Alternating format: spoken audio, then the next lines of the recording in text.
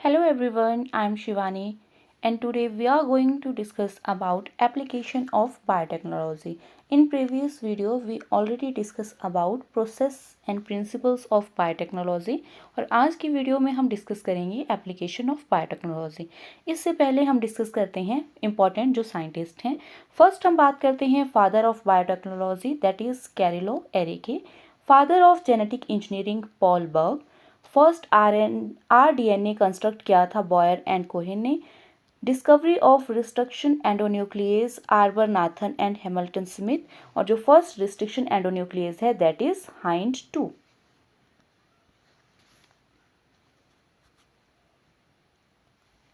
PCR technique is given by Kary Mullis, gel electrophoresis दिया है ए टेसिलस ने, सॉदर्न ब्लॉटिंग दिया है सॉदर्न ने, डीएनए फिंगरप्रिंटिंग एलेक जेफरी ने, फादर ऑफ ग्रीन रेवोल्यूशन है Norman Borlaug and father of green revolution in India है MS Swaminathan. Discovery of RNA interface जिसे आरएनए-आई कहा जाता है, ये हम आज डिस्कस करेंगे, फायर एंड मेलो ने दिया है। टिश्यू कल्चर मेथड दिया है हेबर्ट लेंजर्स ने, एंथर कल्चर दिया है गुहा एंड महेश्वरी ने। आइसोलेशन ऑफ इंसुलिन, जो इंसुलिन की आइसोलेशन है वो की है बेंटिंग एंड बेस्ट ने, डिले राइपनिंग जिसे फ्लेवर सेवर टोमेटो या एंडलेस समर कहा जाता है वो दिया है एम.सी. ग्रेगर ने, सुपरबर्ग और स्यूडोमोनास पेटुडा दिया है अनंत मोहन चक्रवर्ती ने इसे दिया है। फर्स्ट ट्रांसजेनिक एनिमल है सुपर माउस और इसे दिया है ब्रिनिस्टर एंड पाल्मिस्टर ने। एनिमल क्लोनिंग दैट इज वो दिया है विलमट एंड कैंपवेल ने रोजेलिन इंस्टीट्यूट में। एंड डेवलपमेंट ऑफ हिमोलिन किया है एली लिली ने 5 जुलाई 1983 में। एंड डेवलपमेंट ऑफ हेमोलॉग दिया है एली लिली एंड रेम्बेक्सी ने। फर्स्ट जीन थेरेपी की गई है 14 सितंबर 1990 में फ्रेंच एंडरसन ने की है। कहाँ की है इन्होंने? NIH में, national institute of health Bethesda Maryland में USA में इन्होंने किया है। और ये जीन थेरेपी की गई है 4 ईयर ओल्ड बेबी गर्ल में जिसका नाम है अशांति डिसिल्वा, और इन्हें ADA डेफिशिएंसी होती है जिसे कि SCID सर्व कंबाइंड इम्यूनो डेफिशिएंसी सिंड्रोम जो है इसमें था, उसके लिए की गई थी। नेक्स्ट हम फर्स्ट आज का टॉपिक डिस्कस करते हैं जिसमें कि हम एप्लीकेशन डिस्कस करेंगे। तो आउटलाइनिंग में हम डिस्कस करेंगे कि इसमें हम कौन कौन से टॉपिक डिस्कस करेंगे। एप्लीकेशन ऑफ बायोटेक्नोलॉजी हम एग्रीकल्चर में डिस्कस करेंगे। एग्रीकल्चर में भी इंसेक्ट रेसिस्टेंट प्लांट होते हैं जिसमें बीटी स्पीसीज को डिस्कस किया जाएगा। इन इम्प्रूविंग नेचुरल जो न्यूट्रिशन वैल्यू होती है, जैसे गोल्डन राइस में विटामिन ए की न्यूट्रिशन वैल्यू को इम्प्रूव किया जाता है, वहाँ हम डिस्कस करेंगे। डिले राइपनिंग, राइपनिंग को डिले कैसे किया जाता है, फ्लेवर सेवर टोमेटो में किया जाता है डिले राइपनिंग, उसे डिस्कस करेंगे। पेस्ट रेजिस्टेंट प्लांट RNA-आई की वजह से हमें देखने को मिलता है जिसे हम मेल्डोजिने इंगोटिया निमेटोड्स में इसे डिस्कस करेंगे। एडिबल वैक्सीन्स भी होती हैं जो प्लांट बॉडी में इंट्रोड्यूस करवाई जाती हैं, जिन वैक्सीन को हम ईटेबल मतलब कि जिनको हम खा सकते हैं, इस तरह की वैक्सीन जो है वो बनाई जाती हैं। तो ये हम एग्रीकल्चर में ये सब चीज़ें डिस्कस करेंगे। सेकेंड हम डिस्कस करेंगे मेडिसिन फील्ड में। मेडिसिन फील्ड में इंसुलिन प्रोडक्शन किस तरह से होती है, एंटीकोगुलेंट प्रोडक्शन को डिस्कस करेंगे। ह्यूमन प्रोटीन एनरिच मिल्क को डिस्कस किया जाएगा। ट्रीटमेंट ऑफ थैलेसीमिया एंड एफसेमिया की डिजीज़ को भी उनका ट्रीटमेंट किस तरह से किया जाता है वो हम डिस्कस करेंगे। जीन थेरेपी को डिस्कस करेंगे जिसमें ADA जीन प्रेजेंट होती है, SCID प्रेजेंट होता है। बायो रेमिडिएशन डिस्कस करेंगे, कंट्रोल ऑफ पॉल्यूशन को बाय यूजिंग सुपरवर्क का यूज़ करके या ऑयल स्प्लिटिंग बैक्टीरिया का यूज़ करके किस तरह से किया जाता है वो डिस्कस करेंगे।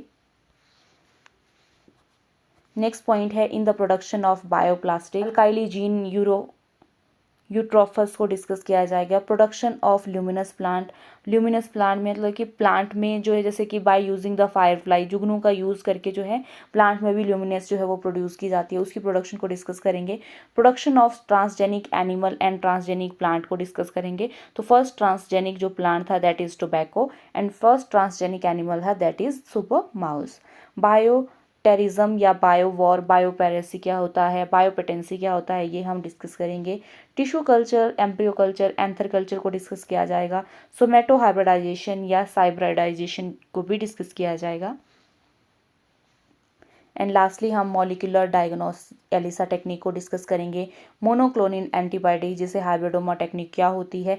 एंड डिफरेंट जो फील्ड होती है बायोटेक्नोलॉजी की, रेड बायोटेक्नोलॉजी जो है वो मेडिकल फील्ड को कहा जाता है, ग्रीन बायोटेक्नोलॉजी क्रॉप से रिलेटेड है, ग्रे बायोटेक्नोलॉजी एनवायरमेंट से रिलेटेड है, एंड डार्क बायोटेक्नोलॉजी जो है वो बायोवॉर से रिलेटेड है। So these are the topic जो हम इस यूनिट में, इस वाले वीडियो में ये सभी हम डिस्कस करेंगे। तो सबसे पहले हम स्टार्ट करते हैं एप्लीकेशन ऑफ एग्रीकल्चर फील्ड। तो एग्रीकल्चर फील्ड में बायोटेक्नोलॉजी की कौन कौन सी एप्लीकेशन होती है। फर्स्ट हम इसमें डिस्कस करेंगे इंसेक्ट रेसिस्टेंट प्लांट या क्रॉप की प्रोडक्शन की जाती है।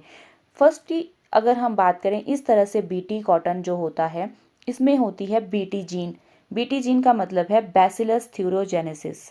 बैसिलस थ्यूरोजेनेसिस मतलब कि ये हमारे पास बैक्टीरिया है, बैसिलस थ्यूरोजेनेसिस बैक्टीरिया होता है। इसका जो मेन जीनोम होता है, इस बैक्टीरिया के अंदर इस मेन जीनोम में क्राई जीन प्रेजेंट होती है। और ये क्राई जीन जो प्रेजेंट होती है इसमें जब ट्रांसक्रिप्शन की प्रोसेस की जाती है तो क्राई एमआरएनए की फॉर्मेशन होती है। देन ट्रांसलेशन से इसमें क्रिस्टल प्रोटीन फॉर्म्ड होती है और इस क्रिस्टल प्रोटीन में डेल्टा एंडोटॉक्सिन प्रोटीन जो है वो होती है। और ये जो डेल्टा एंडोटॉक्सिन प्रोटीन होती है ये इनएक्टिव फॉर्म में प्रेजेंट होती है बैक्टीरिया के अंदर।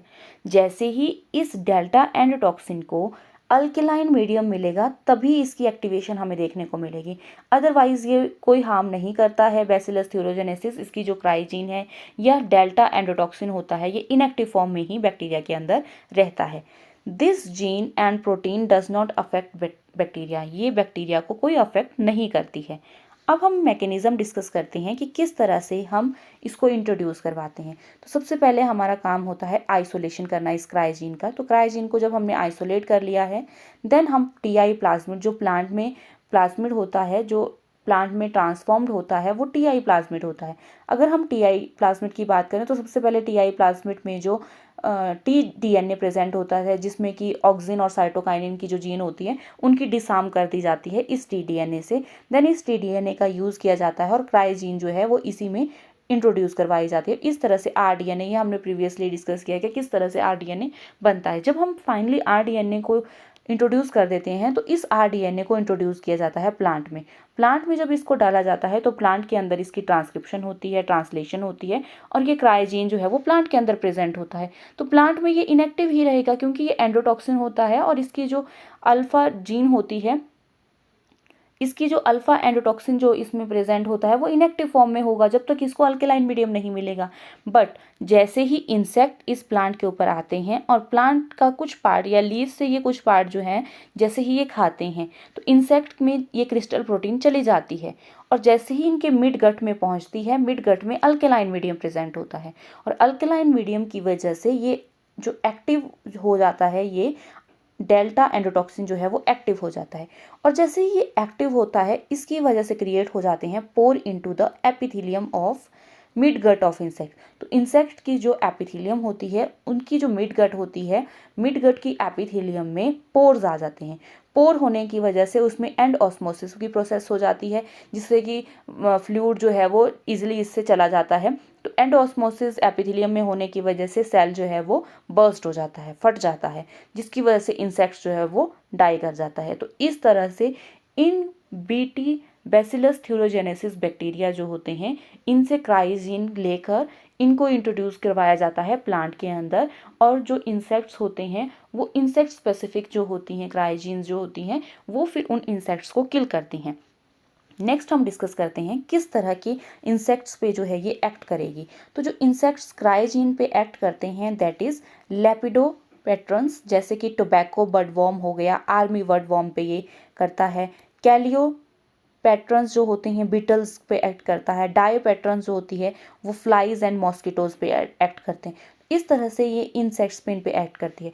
क्राइजीन की भी अगर हम बात करें तो दो तरह की क्राइजीन होती है, ये इंपॉर्टेंट है। क्राई 1AB जो होती है ये स्पेशली होती है कॉर्न ब्रोरर को ये किल करती है and cry 2AB and cry CRY1AC जो होती है ये कॉटन बोलवॉर्म्स को किल करती है। इनमें ये क्राई जीन जो है वो एक्ट करती है। तो CRY1AB एंड CRY2AB, CRY1AC ये स्पेशली जो है इनसे अलग से भी क्वेश्चन पूछा जाता है, तो ये हमें पता होना चाहिए। तो सबसे पहले अगर हम बात करें जो बीटी क्रॉप है, बीटी क्रॉप से पहले जो है वो फर्स्ट ट्रांसजेनिक प्लांट इंट्रोड्यूस किया गया था। फर्स्ट ट्रांसजेनिक अगर प्लांट पूछा जाएगा दैट इज बीटी टोबैको, और टोबैको में ग्लाइफॉस्फेट हर्बिसाइड जीन जो है वो इंट्रोड्यूस की गई थी। देन इसके बाद फर्स्ट ट्रांसजेनिक क्रॉप इंट्रोड्यूस की गई, तो फर्स्ट ट्रांसजेनिक क्रॉप अगर पूछा जाएगा वो थी BT cotton, and second transgenic crop जो थी दैट इज बीटी कॉर्न थी। तो इनमें जो है ये बैक्टीरिया का यूज किया गया था। नेक्स्ट हम बात करते हैं गोल्डन राइस की। गोल्डन राइस जो होते हैं उनमें विटामिन ए जो है उसको एनरिच किया जाता है, इसे बायो फोर्टिफिकेशन भी कहा जाता है, और ये दिया था प्रोफेसर पीटर बायर ने। Precursor of vitamin A, vitamin A को जो एक्टिवेट करता है उसके लिए जो प्रिकर्सर होता है वो बीटा कैरोटीन होता है। तो फर्स्टली हम बात करते हैं इन 3 जीन का यूज़ किया जाता है, जिसमें PSY जीन है, LYC जीन है एंड CRT1 जीन है। ये 3 जीन जो होते हैं ये इंपॉर्टेंट जीन होते हैं, इनका यूज़ करके जो है वो गोल्डन राइस को एनरिच किया जाता है विटामिन ए से। नेक्स्ट हम बात करते हैं, इस तरह से हमारे पास राइस प्रेजेंट होता है। जो राइस होता है उसमें प्रेजेंट होती है GGDP, इस GGDP को कहा जाता है ग्रैनल डाइफॉस्फेट, और ये जो ग्रैनल डाइफॉस्फेट होता है इसको अगर एंजाइम जो है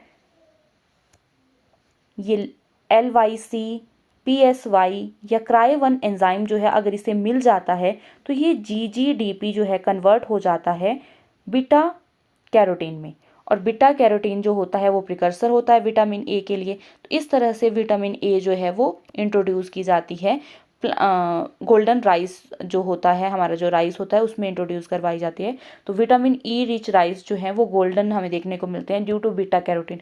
बीटा कैरोटीन का जो कलर होता है वो गोल्डन होता है, इस वजह से इन्हें हम गोल्डन राइस कहते हैं।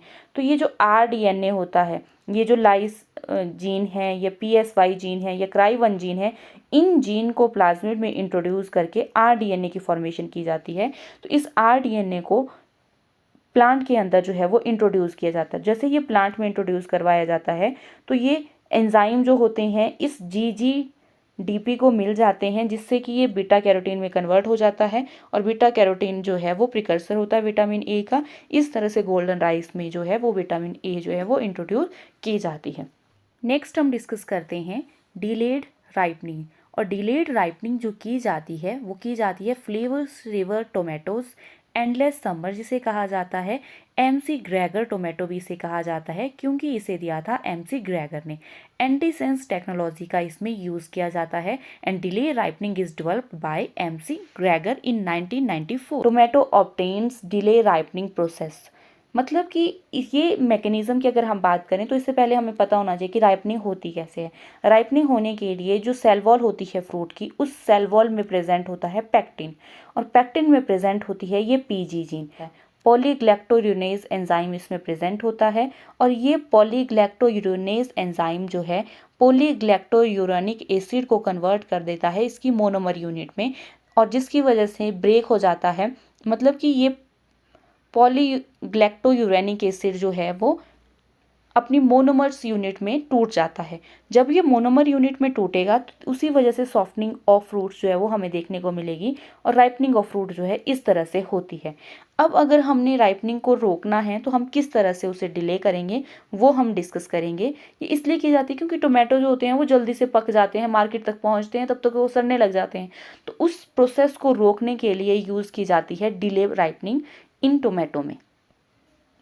कैसे ये वर्क करती है, फर्स्ट हम बात करते हैं जो PG जीन हमने देखा पैक्टिन में प्रेजेंट होती है उसकी इनहिबिशन की जाती है, और उसके लिए की जाती है एंटीसेंस टेक्नोलॉजी, ये जो पीजी जीन है इसे हम आइसोलेट कर लेते हैं। पीजी जीन में आइसोलेट करने के बाद उसमें ट्रांसक्रिप्शन होती है। ट्रांसक्रिप्शन से एमआरएनए की प्रोसेस होती है और एमआरएनए जो प्रेजेंट है इस एमआरएनए को फिर से रिवर्स ट्रांसक्रिप्शन इसमें की जाती है और इस तरह से डबल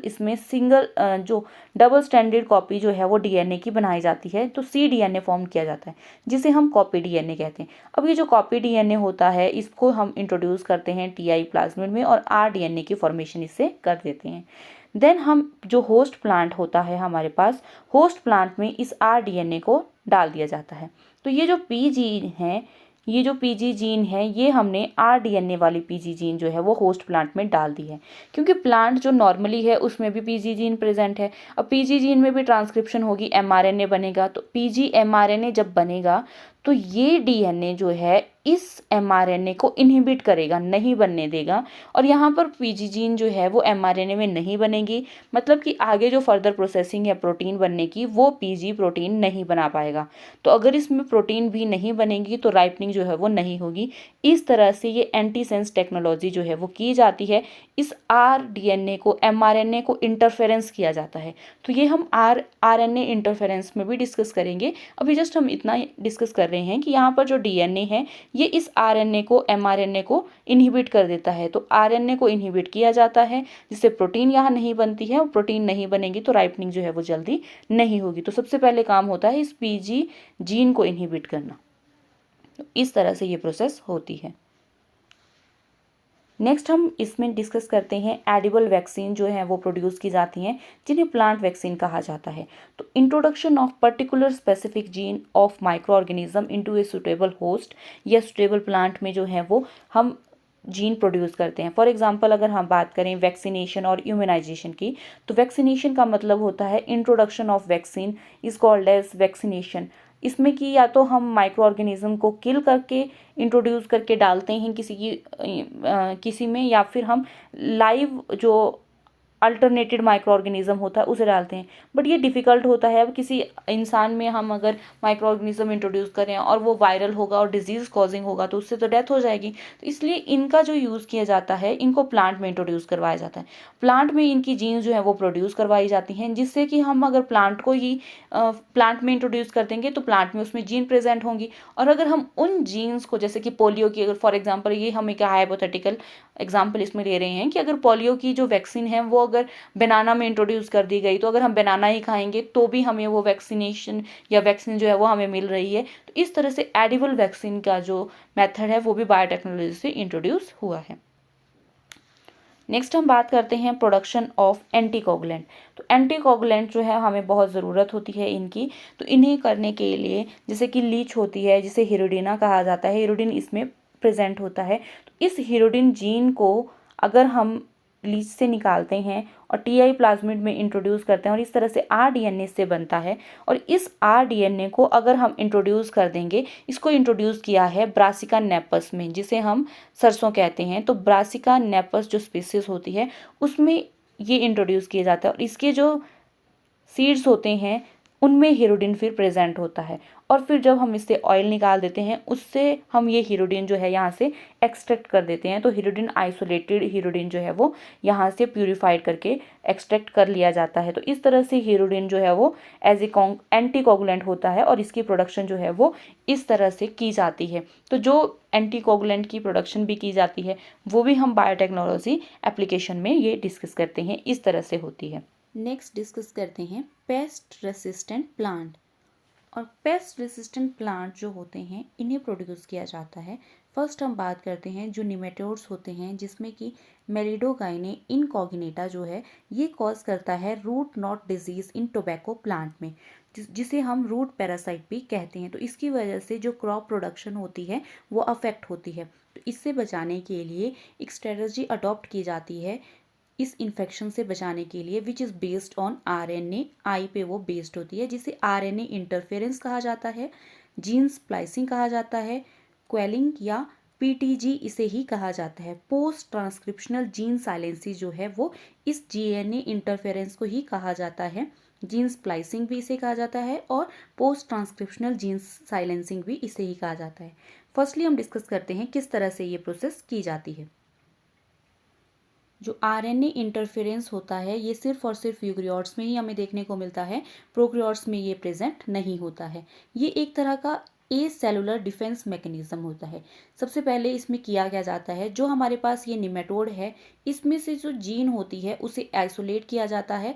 जो यहाँ पर जीन हमने आइसोलेट की है इससे डबल स्ट्रैंडेड आरएनए की फॉर्मेशन की जाती है। और अगर हम नॉर्मली बात करें, जो ये टोबैको प्लांट होता है, अगर हम इसकी बात करें तो इसमें जो जीन प्रेजेंट होती है, अगर ये जीन जो है इस नेमेटोड की जीन जो है इस टोबैको प्लांट को अफेक्ट कर रही है और ये जीन एमआरएनए बनाती है, एमआरएनए से जब ये चेंज होती है प्रोटीन सिंथेसिस करती है, उसकी वजह से टोबैको में यहाँ पर डिजीज़ होती है, उसकी रूट में ये डिजीज़ होती है। लेकिन जो हमने ये डबल स्ट्रैंडेड आरएनए बनाया है, ये आरएनए जो है ये एमआरएनए को यहाँ पर प्रोटीन सिंथेसिस नहीं करने देता है। तो एमआरएनए से प्रोटीन सिंथेसिस की जो प्रोसेस होती है, ट्रांसलेशन की जो प्रोसेस होती है, वो नहीं हो पाती है। ये डबल स्ट्रैंडेड आरएनए तो आरएनए इंटरफेयर कर देता है इस एमआरएनए को, जिसकी वजह से यहाँ पर प्रोटीन सिंथेसिस नहीं हो पाती है और ये टोबैको प्लांट में फिर ये डिजीज़ जो है वो कॉज नहीं होती है। तो इस तरह से आरएनए इंटरफेरेंस जो है वो की जाती है। इस तरह से एमआरएनए को साइलेंट कर दिया जाता है एक तरह से, और इसकी जो प्रोटीन सिंथेसिस की ट्रांसलेशन की प्रोसेस है वो रुक जाती है, और इस तरह से ये डिफेंस मैकेनिज्म हमें देखने को मिलता है। नेक्स्ट हम एप्लीकेशन अब डिस्कस करते हैं, application in the field of medicine. तो मेडिसिन के फील्ड में बायोटेक्नोलॉजी की जो एप्लीकेशन है उन्हें हम अब डिस्कस करते हैं, और इस तरह के एप्लीकेशन को रेड बायोटेक्नोलॉजी कहा जाता है। फर्स्ट इसमें हम बात करते हैं जेनेटिकली इंजीनियर्ड इंसुलिन ऑब्टेन किया जाता है, जिसे कहा जाता है ह्यूमोलिन। इसे डेवलप किया था एली लिली ने 5 जुलाई 1983 में। डेट भी इसमें इंपॉर्टेंट है, ये पूछी जाती हैं। तो 5 जुलाई 1983 में एली लिली ने डेवलप किया था ह्यूमोलिन। नॉर्मल अगर हम बात करें इंसुलिन की, तो इंसुलिन जो नॉर्मल इंसुलिन होता है वो प्रेजेंट होता है जो पेनक्रियाज होते हैं, पेनक्रियाज में प्रेजेंट होते हैं आइसलेट ऑफ लैंगरहैंस सेल। तो इनके बीटा सेल जो होते हैं वो प्रोड्यूस करते हैं इस इंसुलिन को, जो नॉर्मल इंसुलिन होता है। पेनक्रियाज की अगर हम बात करें तो पेनक्रियाज मिक्स्ड कंपोजिट या हिट्रोक्राइन ग्लैंड इसे कहा जाता है। इसका एक्सोक्राइन भी फंक्शन होता है और एंडोक्राइन भी हमें ये फंक्शन देखने को मिलता है। एक्सोक्राइन की अगर हम बात करें तो पेनक्रियाटिक एक्टिन जो होता है, मोस्टली ये एंजाइम जो पेनक्रियाटिक एंजाइम होता है उससे प्रोड्यूस किया जाता है। तो 98 टू 99% जो है वो एक्सोक्राइन ही ये फंक्शन करता है। एंडोक्राइन जो फंक्शन करता है वो ये आइसलेट ऑफ लैंगरहैंस करते हैं, दैट इज 1.1 to 2% इसका जो है वर्क होता है। आइसलेट ऑफ लैंगरहैंस में सेल्स जो होते हैं बीटा सेल्स होते हैं जो ग्लूकोजन को रिलीज करते हैं, जो अल्फा सेल होते हैं वो ग्लाइकोजन रिलीज करते हैं, बीटा सेल इंसुलिन करते हैं, एंड डेल्टा सेल जो है वो सोमेटोस्टेटिन रिलीज करते हैं, एंड एफ सेल जो है ये पेनक्रियाटिक पॉलीपेप्टाइड जो है वो रिलीज करते हैं। और आइसलेट ऑफ लैंगरहैंस सेल्स की अगर हम बात करें 1 मिलियन to 2 मिलियन ये सेल्स होते हैं। नॉर्मली जो इंसुलिन होता है, इंसुलिन प्रोड्यूस करता है in the form of pro insulin की फॉर्म में जो है इंसुलिन प्रोड्यूस किया जाता है, और इसमें प्रेजेंट होते हैं 84 अमीनो एसिड। इस तरह से हम मान लें इसकी जो चेन होती है इसमें ए चेन होती है, बी चेन होती है एंड सी चेन होती है जो प्रो इंसुलिन होता है। ए चेन में होते हैं 21 अमीनो एसिड, बी चेन में होते हैं 30 amino acid and C chain में होते हैं 33 अमीनो एसिड। ये है प्रो इंसुलिन। प्रो इंसुलिन की जो ए चेन है और बी चेन है और इस तरह से ये सी चेन है। बाद में जब इंसुलिन की फॉर्मेशन होती है तो इसमें से ये सी चेन जो है यहाँ से रिमूव कर दी जाती है, और सी चेन को रिमूव करने के बाद जो ए और बी जो चेन होती है इन्हें जोड़ने का काम करते हैं ये डाइसल्फाइड बॉन्ड। डाइसल्फाइड बॉन्ड अब हम जैसे इसमें देखने को मिलते हैं, सेम इसी तरह के डाइसल्फाइड बॉन्ड जो है वो एंटीबॉडीज में भी हमें देखने को मिलते हैं। तो ए और बी चेन जब ये फॉर्म हो जाती है, डाइसल्फाइड बॉन्ड से जुड़ जाती है, तो उसे कहा जाता है इंसुलिन। तो इस तरह से इंसुलिन बनता है। ये प्रो इंसुलिन जो होता है वो इमेच्योर होता है, इसमें 84 अमीनो एसिड प्रेजेंट होती हैं।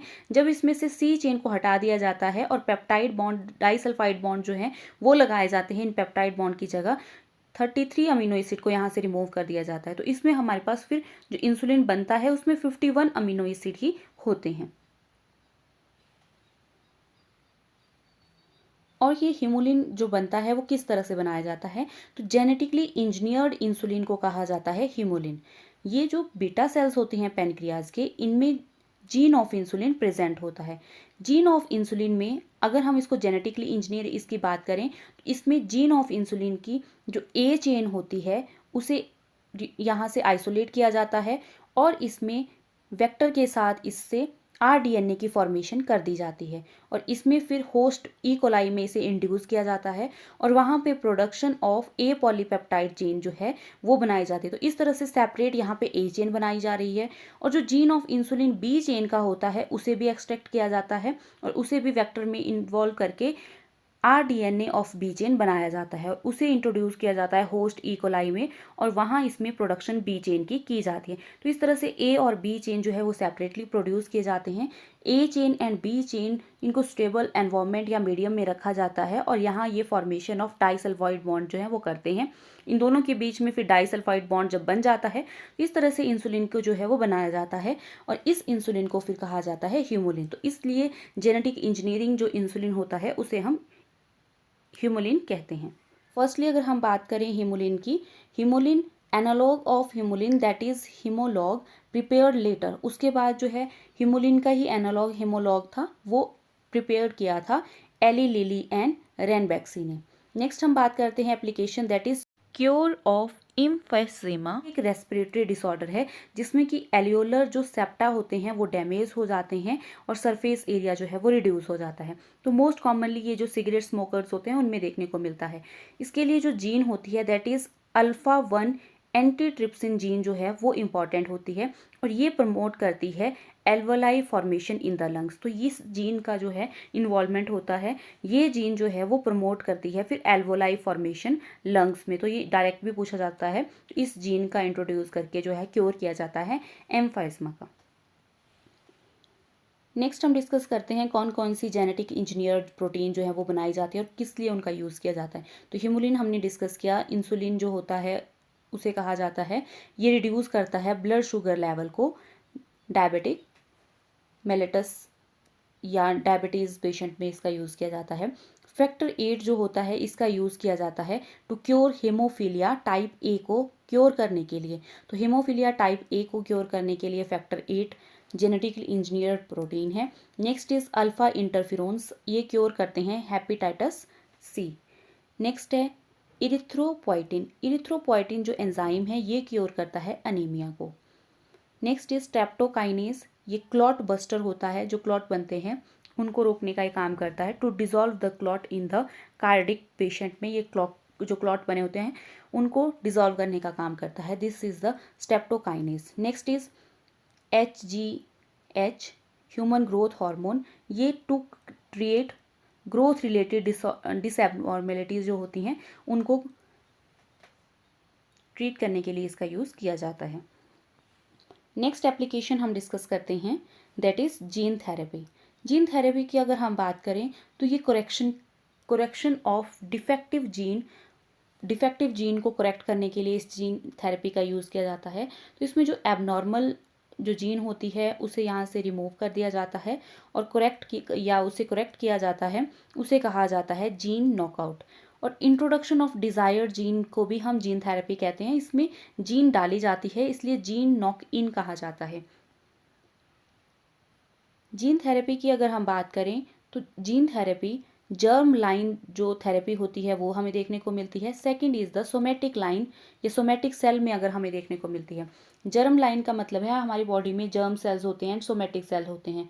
अगर थेरेपी जो है वो सोमेटिक सेल्स में की जाती है तो उसे कहा जाता है सोमेटिक जीन थेरेपी और ये टेम्परेरी होता है क्योंकि सोमेटिक सेल जो हैं वो टेम्परेरी क्योर के लिए यूज़ किए जाते हैं। लेकिन अगर जर्म सेल में ही जो जर्म सेल्स होते हैं उनमें ही अगर क्योर कर दिया जाएगा तो वो परमानेंट क्योर होगा। जीन थेरेपी जो है वो अर्ली एम्ब्रॉनिक स्टेज में ही ये की जाती है।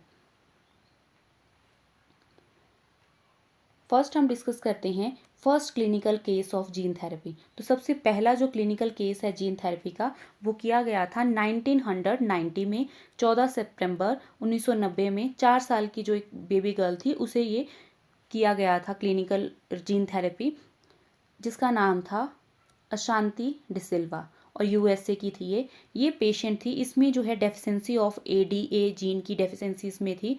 She was the patient of SCID, जिसे कहा जाता है सर्व कंबाइंड इम्यूनो डेफिशिएंसी डिजीज़ या सिंड्रोम इसे कहा जाता है। तो इसे ये प्रॉब्लम थी जिसमें कि ये, अगर एडीए की बात करें, एडिनोसाइन डाई एमिनेज डेफिशिएंसी इसे कहा जाता है। फर्स्ट हम डिस्कस करते हैं कि ये होता क्या है। नेक्स्ट हम बात करते हैं एडीए जीन जो है ये प्रोड्यूस करता है एडीए एंजाइम, और इस एडीए एंजाइम का काम होता है बोन मैरो को चेंज करना, या बोन मैरो से जो formation of maturation of B cell and T cell की मैचुरेशन होती है वो in the presence of this ADA enzyme होती है। अगर ये एडीए एंजाइम प्रेजेंट नहीं है, इसकी अगर डेफिशिएंसी है, तो उसमें जो है बी सेल की ह्यूमोरल इम्यूनिटी जो है उसमें नहीं आएगी, और टी सेल की भी नहीं है तो सेलुलर इम्यूनिटी भी नहीं आएगी। तो इम्यूनिटी डिसऑर्डर ये होता है जिसमें कि डेफिशिएंसी ऑफ ह्यूमोरल इम्यूनिटी भी नहीं होगी और सेलुलर इम्यूनिटी भी नहीं होगी।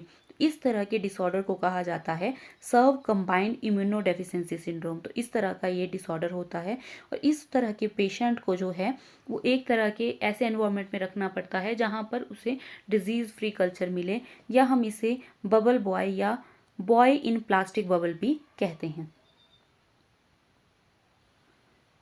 और इसके क्योर के लिए एंजाइम रिप्लेसमेंट थेरेपी दी जाती है, जिसकी फंक्शन ये होता है कि जो एडीए है वो इंजेक्ट किया जाता है पेशेंट में रेगुलर इंटरवल के टाइम पे। तो जो बोन मैरो में रेगुलरली अगर एडीए दिया जाएगा तभी ये जो है वो वर्क करेगा, क्योंकि बोन मैरो तो कंटिन्यू बी सेल और टी सेल बनाएगी, तो इसलिए एंजाइम रिप्लेसमेंट थेरेपी जो है ये की जाती है, बट ये इसका परमानेंट क्योर नहीं होता है। सेकेंड है bone marrow transplantation.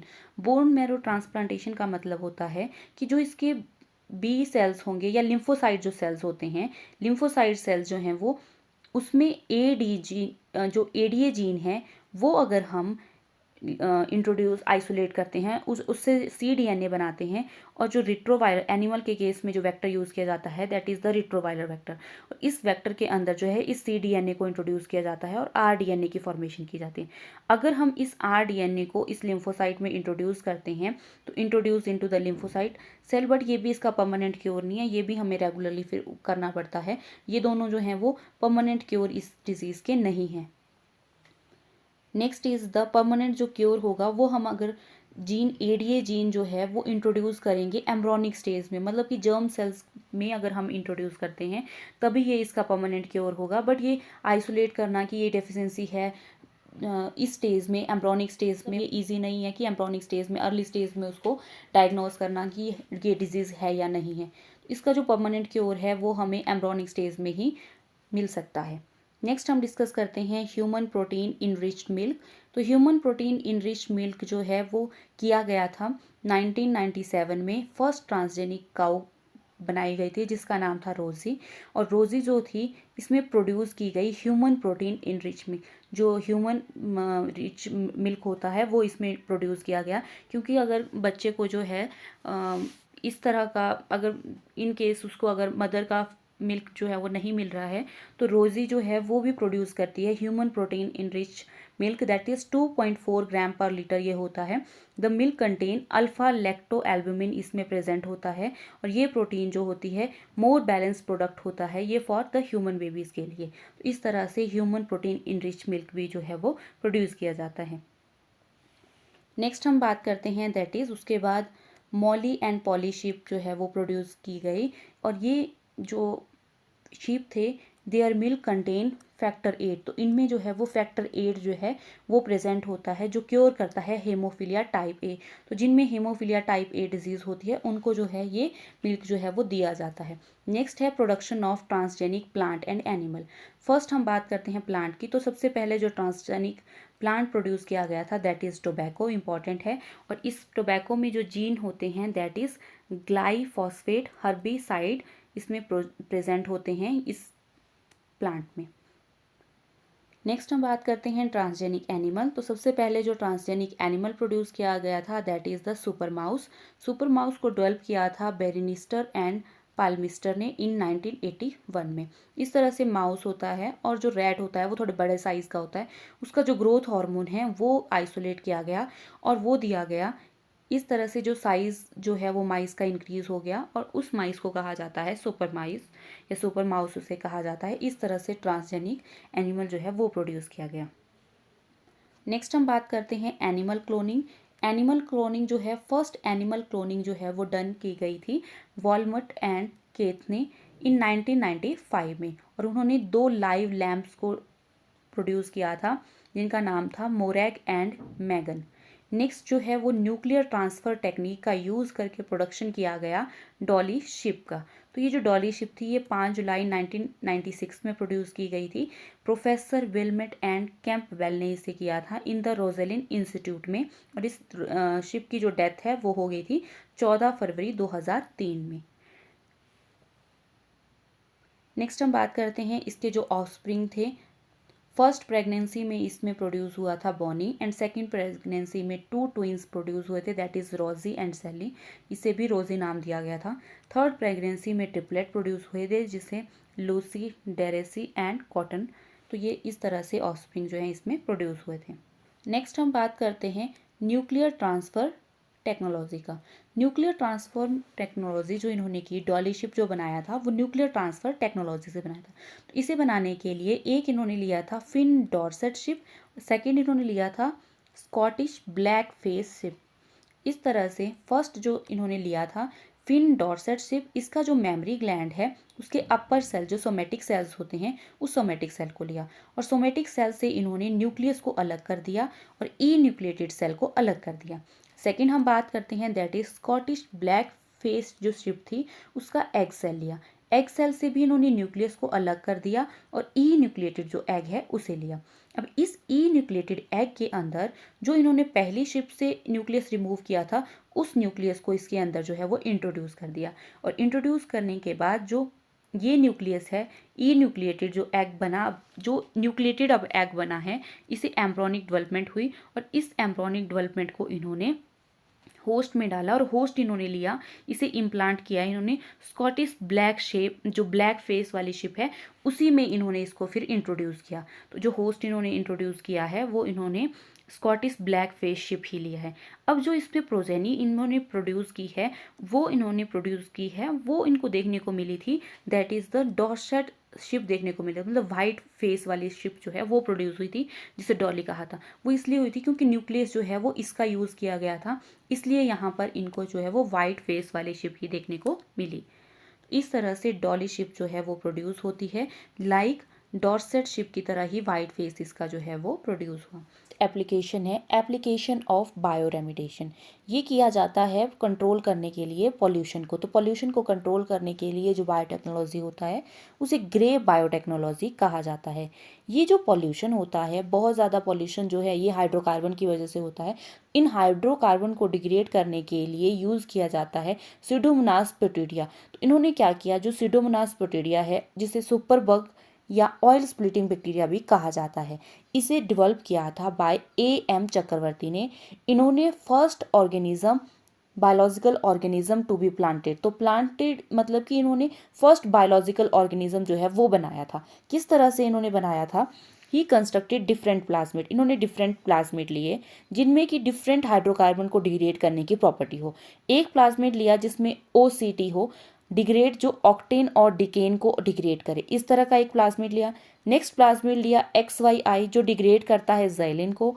Next plasmid लिया कैम जो डिग्रेड करता है कैम्फर और टॉलिन को। नेक्स्ट इज़ द प्लाज्मिड जो NaH को डिग्रेड करता है, नेफ्थलीन को डिग्रेड करता है। तो इस तरह से ये डिफरेंट कार्बन्स होते हैं, हाइड्रोकार्बन्स होते हैं जो पॉल्यूशन क्रिएट करते हैं। जैसे कि पानी होता है ओशन में, उसके साथ साथ जो है वो ऑयल भी स्प्लिट होता है, और जिसकी वजह से ये हाइड्रोकार्बन जो है वो पानी में जो है वो रिलीज आउट होते हैं। तो इन्हें डिग्रेड करना बहुत ज़रूरी होता है, और इन्हें डिग्रेड करने के लिए इन्होंने सीडोमोनास बैक्टीरिया जो है वह बैक्टीरिया लिया, और उस बैक्टीरिया में जो है ये डिफरेंट टाइप के प्लाज्मिड जो है वो इंट्रोड्यूस करवाए, और जिसकी वजह से जो ये सीडोमोनास बैक्टीरिया है इसे कहा जाता है सुपर बग। फिर और सुपर बग जो इसलिए कहा जाता है क्योंकि ये ऑयल स्प्लिटिंग बैक्टीरिया होता है, जो ऑयल में जो बैक्टीरिया होते हैं उनको ये डिग्रेड करता है।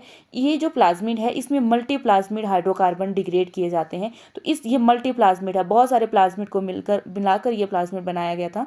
तो मल्टी प्लाज्मिड इसमें इंट्रोड्यूस हुआ है और हाइड्रोकार्बन को ये डिग्रेड करता है बैक्टीरिया। तो इस तरह से ये बायो रेमिडिएशन जो है वो की जाती है। तो बायो रेमिडिएशन जो की जाती है ये पॉल्यूशन को कंट्रोल करने के लिए किया जाता है by using the micro organism.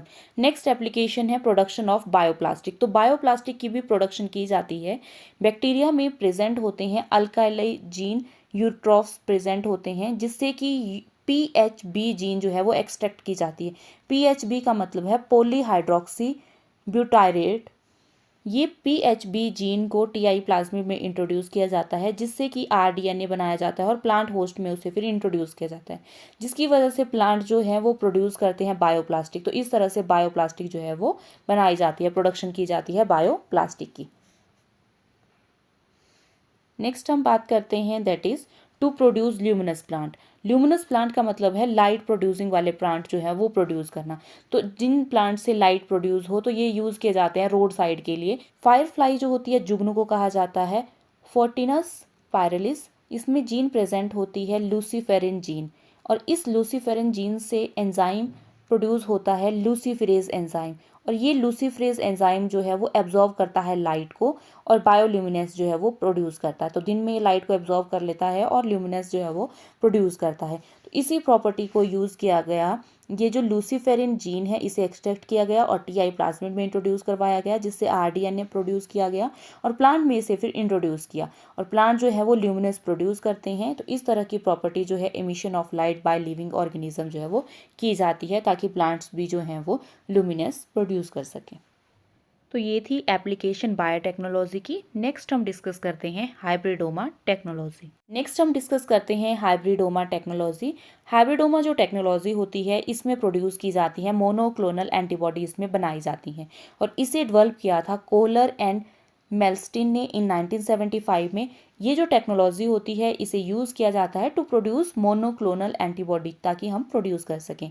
Firstly हम एंटीबॉडी की बात करें तो इस तरह से हमारे पास एंटीबॉडी का स्ट्रक्चर होता है। ये एंटीबॉडीज़ हैं, और एंटीबॉडी के ऊपर हमें देखने को मिलते हैं पैराटोप। तो paratope is the part of antibody. Paratope जो है वो एंटीबॉडी का ही पार्ट होते हैं, और इस पैराटोप में आकर जो है वो एंटीजन यहाँ पर जुड़ता है। नेक्स्ट स्ट्रक्चर है एंटीजन का। ये हमारे पास एंटीजन का स्ट्रक्चर होता है, और एंटीजन पे प्रेजेंट होते हैं एपिटोप।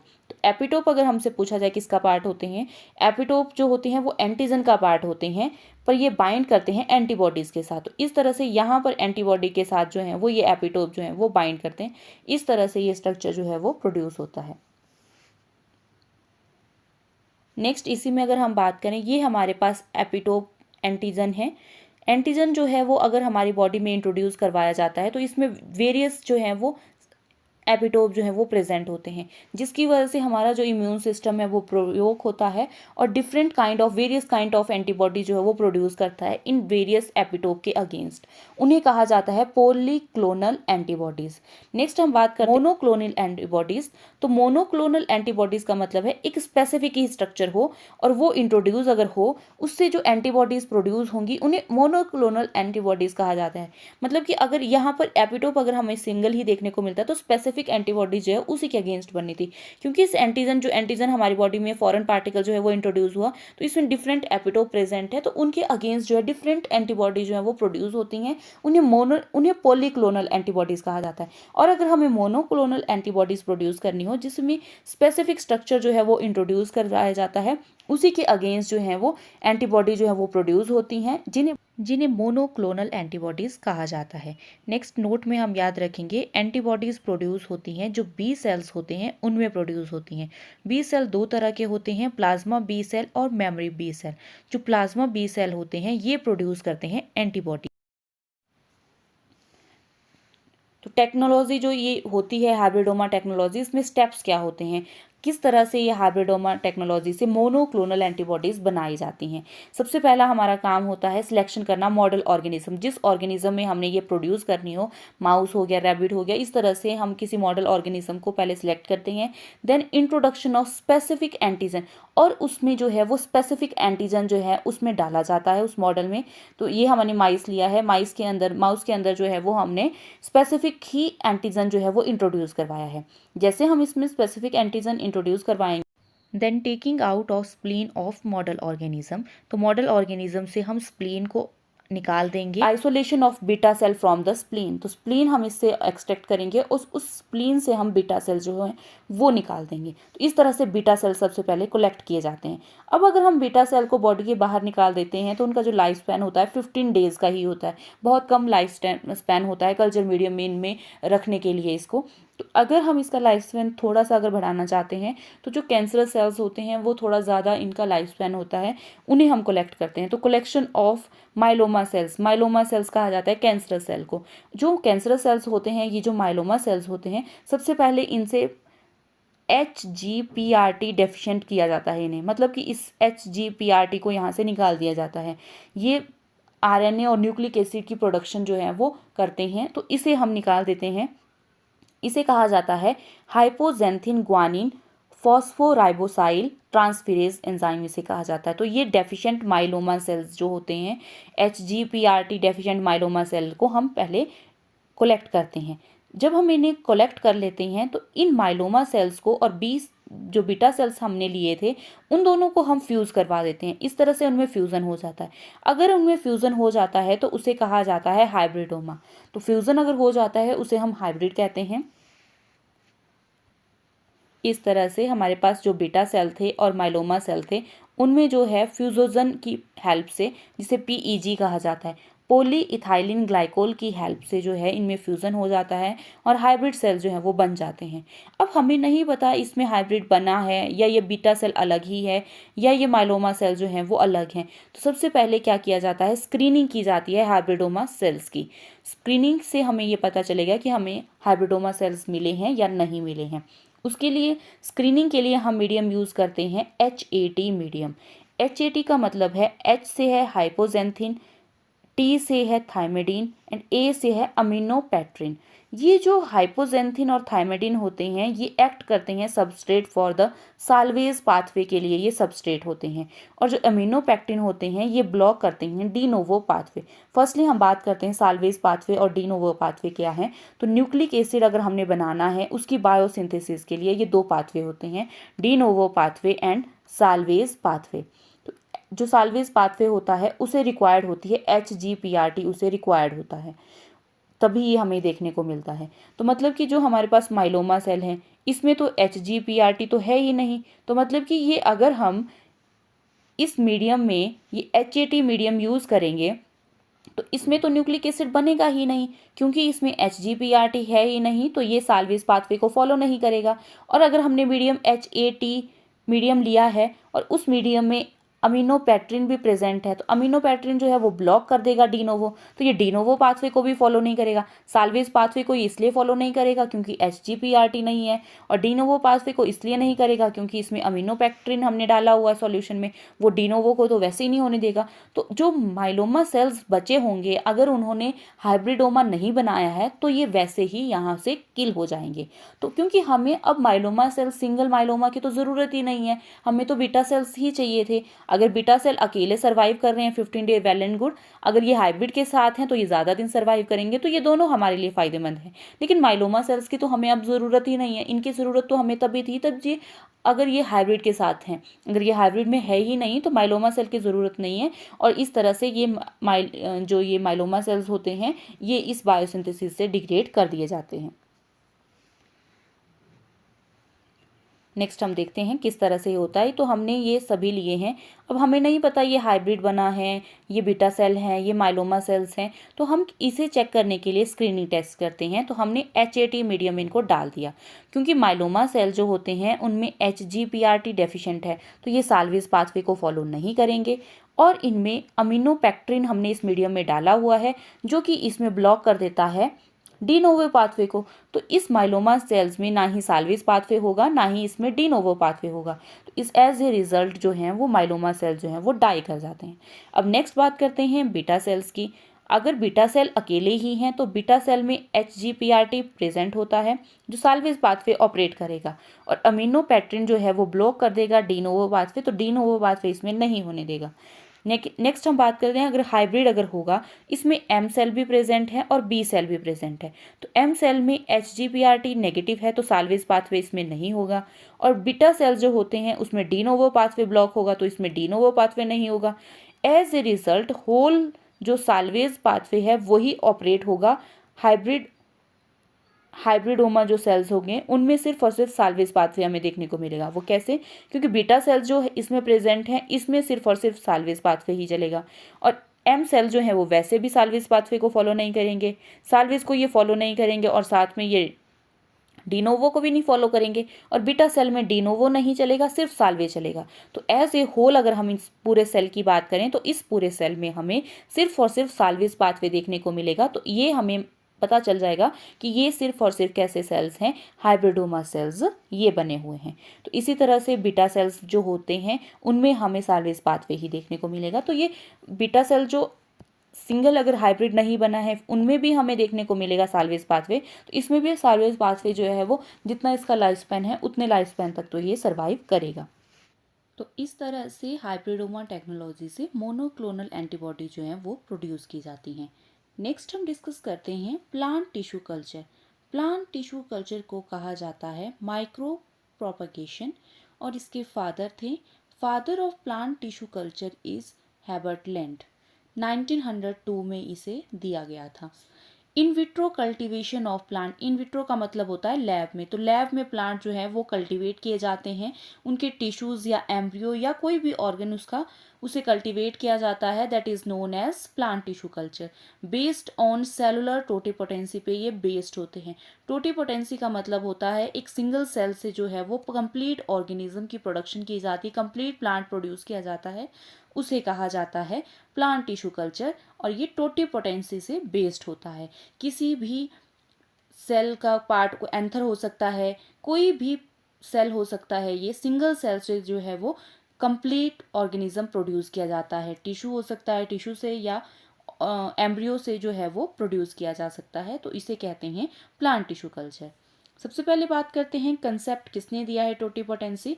तो concept of totipotency in plant tissue culture is given by Steward in 1957। इन्होंने रीजनरेट किया था एक कंप्लीट कैरेट प्लांट, कैरेट की रूट के फ्लोएम सेल से। तो कैरेट रूट के फ्लोएम सेल से जो है वो कंप्लीट कैरेट प्लांट प्रोड्यूस किया गया था, रीजनरेट किया गया था कंप्लीट प्लांट जो है, इसे दिया था ये कॉन्सेप्ट दिया था स्टेवर्ड ने 1957 में। और एम्ब्रियो से कल्चर किया गया था कंप्लीट प्लांट, हैनिंग ने किया था। ये क्रूसीफर प्लांट लिया था इन्होंने, जो ब्रासिकेसी फैमिली से बिलोंग करता है। कैलस से जो है वो कंप्लीट कल्चर किया गया था, उसे किया था गॉथर्ट ने। और एंथर कल्चर जो है वो दिया था गुहा एंड महेश्वरी ने। इंपॉर्टेंट है ये, एंथर का सेल दिया था और उससे जो है वो कंप्लीट प्लांट जो है वो प्रोड्यूस किया गया था। धतूरा इनॉक्सिया को प्रोड्यूस किया गया था। और ये एंड्रोजेनिक प्लांट होता है हैप्लॉइड, क्योंकि ये एंथर से प्रोड्यूस किया गया, एंथर जो है वो पॉलन ग्रेन है, तो एंड्रोजेनिक प्लांट ये था, हैप्लॉइड प्लांट जो है वो प्रोड्यूस किया गया था। प्रोसीजर की अगर हम बात करें किस तरह से प्लांट टिश्यू कल्चर किया जाता है, तो एक्स प्लांट लिया जाता है। एक्स प्लांट का मतलब है प्लांट का कोई भी पार्ट लिया जाता है और उसको न्यूट्रिशन मीडियम में रखा जाता है। न्यूट्रिशन मीडियम में जब हम उस पार्ट को रखते हैं तो उसमें हमें अनडिफ्रेंशिएटेड मास ऑफ सेल, इस तरह से जिन सेल्स को हम डिफ्रेंशिएट नहीं कर सकते हैं, इस तरह से मास ऑफ सेल्स जो है वो देखने को मिलते हैं, तो उसे कहा जाता है कैलस। अब इस कैलस को दिया जाता है ऑक्सिन एंड साइटोकाइनिन, जिससे कि इसमें ऑर्गेनोजेनेसिस जो है वो होती है और सीडलिंग जो है वो प्रोड्यूस होती है, सीड जो है वो प्रोड्यूस होते हैं। अब ये जो कैलस होता है इसमें ऑक्सिन और साइटोकाइनिन जो हम देते हैं, अगर ऑक्सिन की कंसंट्रेशन ज़्यादा रखेंगे और साइटोकाइनिन की कम रखेंगे तो रेडिकल ग्रो करते हैं, रूट जो है वो डेवलप होते हैं, और उसे कहा जाता है राइजोजेनेसिस। ये जो बेसिकली ये जो प्रोसीजर किया जाता है टिश्यू कल्चर, अगर हमें रूट से कुछ एक्सट्रैक्ट करना हो तो हम ऑक्सिन ज़्यादा देते हैं, और अगर हमें प्लिम्यूल या शूट को डेवलप करना है, हमें शूट से जो है वो जैसे कि सेकेंडरी मेटाबोलाइट जो होते हैं वो प्रेजेंट होते हैं, अगर हमें उनकी ज़रूरत है तो हम साइटोकाइनिन ज़्यादा देते हैं और ऑक्सिन कम देते हैं, जिससे कि शूट जो है वो डेवलप होती है। इसे कहा जाता है कोलियोजेनेसिस। नेक्स्ट, अगर हम इन दोनों को बैलेंस देते हैं, बराबर मात्रा में देते हैं दोनों को, तो नो डिफ्रेंशिएशन, ओनली डिवीजन ही हमें देखने को मिलेगा, रूट और शूट में कोई डिफ्रेंशिएशन नहीं देखने को मिलेगा। तो इस तरह से ये प्रोसीजर जो है वो किया जाता है। नेक्स्ट इसमें एग्जाम्पल की अगर हम बात करें तो टिश्यू कल्चर जो है वो एग्जाम्पल है डी डिफ्रेंशिएशन और री डिफ्रेंशिएशन का। ये इंपॉर्टेंट है, यहाँ से पूछा जाता है। टिश्यू कल्चर जो होता है डी डिफ्रेंशिएशन और री डिफ्रेंशिएशन का एग्जाम्पल है। इसमें सबसे पहले हमें इसे समझने की ज़रूरत है, क्योंकि जो प्राइमरी मेरिस्टेमेटिक सेल्स होते हैं, ये मेरिस्टेमेटिक सेल जो है वो परमानेंट बन जाते हैं। उस प्रोसेस को डिफ्रेंशिएशन कहा जाता है। तो डिफ्रेंशिएशन इन सेल्स में हो गई होती है। तो इस तरह के प्राइमरी जो परमानेंट बन गए हैं सेल, उन सेल्स को हम लेते हैं। तो एक्स प्लांट जो हम लेते हैं, प्लांट का पार्ट, उसे कहा जाता है एक्स प्लांट। तो ये परमानेंट सेल्स होते हैं। अब ये एक्स प्लांट जो है वो कैलस की फॉर्मेशन कर रहे हैं। जब ये कैलस की फॉर्मेशन करते हैं, उस प्रोसेस को कहा जाता है डी डिफ्रेंशिएशन। और कैलस जो होते हैं फिर सेकेंडरी मेरिस्टेमेटिक बन जाते हैं। और सेकेंडरी मेरिस्टेमेटिक सेल जो हैं, जब ये सेकेंडरी परमानेंट जब बनते हैं, उसे कहा जाता है जब इनमें सीडलिंग हो जाती है। तो इस तरह से हमें ये प्रोसेस देखने को मिलती है। और कैलस से जब सीडलिंग बनती है, उसे री डिफ्रेंशिएशन कहा जाता है। तो formation of callus from x plant, तो एक्स प्लांट से कैलस की जो फॉर्मेशन होती है उसे डी डिफ्रेंशिएशन कहा जाता है।